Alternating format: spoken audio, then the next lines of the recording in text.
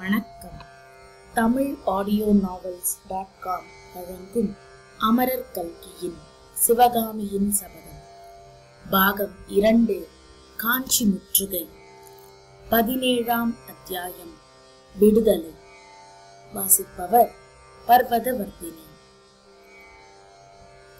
வியர்க்க விறுவிறுக்க மூச்சு வாங்கிக் கொண்டு வந்த சத்ருக்னனின் முகத்தை மூவிரண்டு கண்கள் இமையையும் அசைக்காமல் ஆவலுடன் உற்று நோக்கின.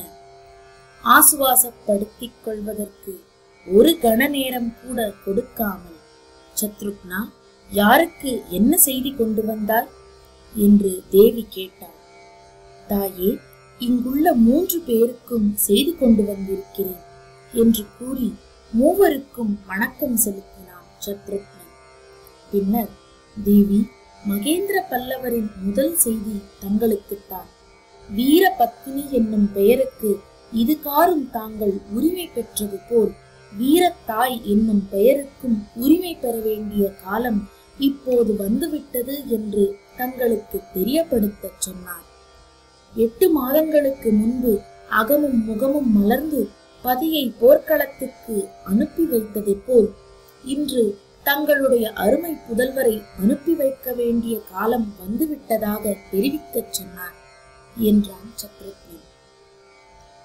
விவரிக்க முடியாத உணர்ச்சி வெள்ளம் உள்ளத்தில் பொங்க, தோள்கள் பூரித்து வீங்க, தேகமெல்லாம் சிலிர்க்க மாமல்ல நரசிம்மர் அன்னையின் அருகில் பாய்ந்து சென்று அவளுடைய பாதங்களை தொட்டு கண்ணில் ஒத்திக் கொண்டார். அம்மா, சக்கரவர்த்தியின் விருப்பத்தை நிறைவேற்றுவீர்கள் அல்லவா? அவர் எனக்கு அளித்த விடுதலையை நீங்களும் மனமுவந்து அளிப்பீர்கள் அல்லவா என்று கேட்டார் மாமல்லர். ஒரு குழந்தாய், செய்தியை முழுதும் கேட்போம் என்றாள் தேவி. மாமல்லர் உடனே திரும்பி, சத்ருக்னா, எனக்கு என்ன செய்தி கொண்டு வந்தாய் என்று கேட்டார். நல்ல செய்திதான் பிரபு, தங்கள் மனத்திற்கு உகந்த செய்திதான். நன்றி கொன்ற பாதகனாக கங்கநாட்டு மன்னன் துர்விநீதன் சளுக்க புலிகேசிக்கு முன்னால் காஞ்சியை அடைந்து விட வேண்டும் என்ற துராசையினால் விரைந்து வந்து கொண்டிருக்கிறார். பல்லவ குலத்துக்கு கங்கர் குலம் பட்டிருக்கும் நன்றி கடனையெல்லாம் மறந்துவிட்டு இந்த படு துரோகமான காரியத்தில் அவன் இறங்கி இருக்கிறான். அந்த துர்விநீதனுக்கு தக்க தண்டனை அளிக்கும் பொறுப்பை தங்களுக்கு சக்கரவர்த்தி அளித்திருக்கிறார். கழுக்குன்றத்தில் உள்ள படையுடன் தாங்கள் புறப்பட்டு சென்று துர்விநீதன் காஞ்சியை அணுகுவதற்கு முன்னால் அவனை முறியடிக்க வேண்டும் என்று சொல்லி அனுப்பியிருக்கிறார். மாமல்லர் ஆவேசம் வந்தவரை போல் சத்ருக்னனிடம் ஓடிச் சென்று அவனை தழுவிக்கொண்டு, சத்ருக்னா, இவையெல்லாம் உண்மைதானே? நான் கனவு காணவில்லையே? நிஜமாகத்தானே சக்கரவர்த்தி என்னை கங்கநாட்டு படையுடன் போராடுவதற்கு போகச் சொல்லியிருக்கிறார் என்று பரபரப்புடன் கேட்டார். ஆம் பிரபு, இதெல்லாம் கனவல்ல, உண்மைதான்.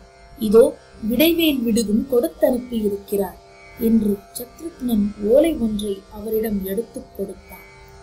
பல்லவ குலத்தின் சின்னங்களாகிய விடை, ரிஷபமும் வேலும் பொறித்த அந்த ஓலையை மாமல்லர் படிக்கும் போது அவர் முகத்தில் உற்சாகம் பொங்கிற்று. படித்து முடிக்கும் சமயத்தில் அவருடைய புருவங்கள் சிறிது நெறிந்தன. நிமிர்ந்து பார்த்து, சத்ருக்னா, உன்னிடம் ஏதோ வாய்மொழியாக செய்தி அனுப்பியிருப்பதாக சக்கரவர்த்தி எழுதியிருக்கிறாரே, அது என்ன என்று கேட்டார். ஆம் பிரபு, எத்தனையோ சாம்ராஜ்ய கவலைகளுக்கிடையே பல்லவ நாட்டின் கலை செல்வத்தை பாதுகாக்கும் பொறுப்பையும் சக்கரவர்த்தியால் மறக்க முடியவில்லை. ஆயன சிற்பியாரும் அவர் மகளும் காஞ்சிக்கு வந்துவிட்டார்களா என்று என்னை கேட்டார். இல்லை என்று நான் தெரிவித்தேன். தாங்கள் போர்க்களத்துக்கு கிளம்புவதற்கு முன்னால் நேரில் ஆயனர் வீட்டுக்கு சென்று அவர்களை காஞ்சிக்கு அனுப்பிவிட்டு போக வேண்டும் என்று தெரிவிக்கச் சொன்னார். மாமல்லரின் மகிழ்ச்சி பூரணமாயிற்று. யுத்தத்துக்கு போவதற்கு முன்னால் சிவகாமியை பார்த்து விடைபெற்றுக் கொண்டு போக அவர் விரும்பினார்.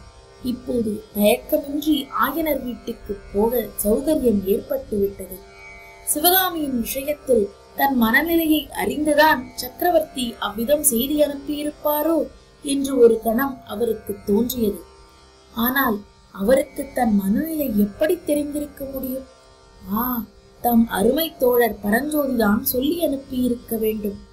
இந்த எண்ணத்தினால் பரஞ்சோதியின் மேல் அவருக்கிருந்த சிநேக உணர்ச்சி பன்மடங்கு பெருக அருகே இருந்த அவருடைய கரத்தை பற்றி தன் நன்றியை தெரிவிப்பதற்கு அறிகுறியாக அழுத்தி பிடித்தார். பரஞ்சோதியோ மனக்குழப்பத்துடன் சத்ருக்னனை பார்த்து, ஐயா, எனக்கும் ஏதோ செய்தி இருப்பதாக சொன்னீரே, அது என்ன என்று கேட்டார். லக்ஷ்மணன் ராமனை பின்தொடர்ந்தது போல் மாமல்லரை தொடர்ந்து உங்களை போகும்படி சொன்னார். காஞ்சிக்கு சக்கரவர்த்தியே சீக்கிரத்தில் வந்து கோட்டை பாதுகாப்பை கவனித்துக் கொள்வதாக சொன்னார். ஆஹா, என் அருமை தோழரும் என்னுடன் வருகிறாரா என்று மாமல்லர் மேலும் பொங்கிய மகிழ்ச்சியுடன் பரஞ்சோதியை தழுவிக்கொண்டார். பிறகு அன்னையை நெருங்கி அவருடைய பாதங்களை நமஸ்கரித்து, அம்மா, விடை கொடுங்கள் என்றார். பல்லவ சாம்ராஜ்யத்தின் சக்கரவர்த்தினி கண்களில் அப்போது கண்ணீர் துளித்தது. குழந்தாய், வெற்றி மாலை சூடி க்ஷேமமாய் திரும்பி வா என்றார். மாமல்லர் எழுந்து நின்றார். ஏதோ சொல்ல எண்ணியவர் சிறிது தயங்கினார். மாமல்லா, இன்னும் ஏதாவது சொல்ல வேணுமா என்று தேவி கேட்டார். ஆம் அம்மா, ஆயனரையும் சிவகாமியையும் பற்றி தந்தை சொல்லி அனுப்பியதை கேட்டீர்கள் அல்லவா? கேட்டேன் நரசிம்மா, அதை பற்றி என்ன? அவர்களை காஞ்சிக்கு அனுப்பிவிட்டு நான் போர்க்களம் போகிறேன் அம்மா. அப்படியே செய் குழந்தாய். சிவகாமி இங்கே இருக்கும் போது அவளை தாங்கள் மருமகளைப் போல் பார்த்து கொள்ள வேண்டும்.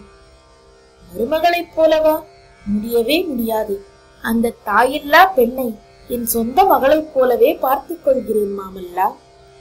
இதை கேட்ட மாமல்லர் புன்னகையுடன், இல்லை அம்மா, மருமகளைப் போல் பார்த்து கொண்டால் போதும் என்றார். புவன மகாதேவியின் புருவங்கள் அப்போது நெறிந்தன. ஏன் அப்படி சொல்கிறாய் குமாரா? மகளைப் போல் பார்த்துக் கொள்கிறேன் என்று நான் சொன்னதை ஏன் மறுக்கிறாய்? ஒருவேளை என்று கூறிவிட்டு தேவி பரஞ்சோதியை நோக்கினார்.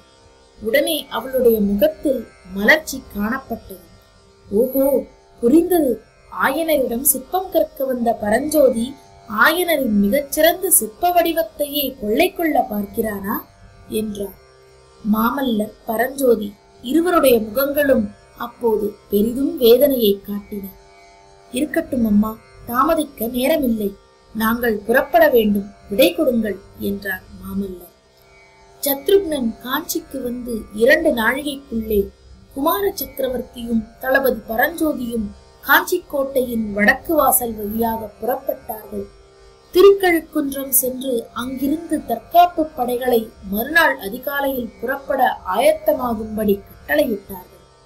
அன்று மாலையே ஆயனரின் வீட்டுக்கு போய் பார்த்துவிட்டு வந்துவிட வேண்டும் என்றும், மறுநாள் அதிகாலையில் சைன்யத்துடன் தாங்களும் கிளம்பிவிட வேண்டும் என்றும் உத்தேசித்து நரசிம்மரும் பரஞ்சோதியும் புறவிகள் மீதேறி ஒரு சிறு குதிரைப்படை தங்களை பின்தொடர விரைந்து சென்று ஆயனர் வீட்டை அடைந்தார்கள். போகும்போது சிவகாமியிடம் இப்படி பேச வேண்டும், இன்னின்ன சொல்ல வேண்டும் என்பதாக மாமல்லர் எவ்வளவோ மனக்கோட்டைகள் கட்டிக்கொண்டு போனார். ஆனால் ஆயனரின் அரண்ய வீட்டை அடைந்த போது அவருடைய ஆகாச கோட்டைகள் எல்லாம் சிதறி விழுந்தன. வீட்டின் முன்கதவை பெரிய பூட்டு போட்டு பூட்டியிருந்தது. வீட்டுக்குள்ளேயும் வெளியிலும் பூரண நிசப்தம் குடிக்கொண்டிருந்தது. இத்துடன் 17ஆம் அத்தியாயம் நிறைவடைந்தது. நன்றி நேயர்களே. மீண்டும் அடுத்த அத்தியாயத்தில் சந்திப்போம். வணக்கம்.